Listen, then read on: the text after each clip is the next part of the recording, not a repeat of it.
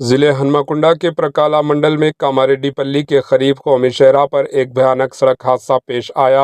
अशोक लीलैंड की एक गाड़ी जो पानी की बोतलों से भरी वरंगल से भूपालपल्ली की तरफ जा रही थी, एक रेत की लारी से टकरा गई। हादसे में अशोक लीलैंड की गाड़ी कुचल गई और ड्राइवर कैबिन में फंस गया, शदीद मुतासिर हुआ।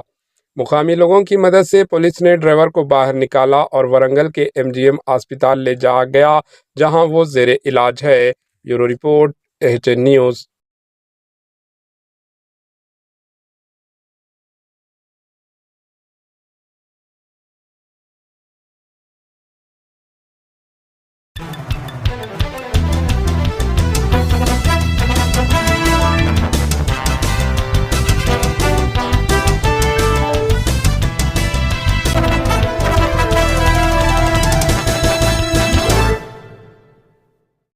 हमारे एचएन न्यूज़ को सब्सक्राइब करिए ताकि आपको नोटिफिकेशंस आते रहे वक्त पर।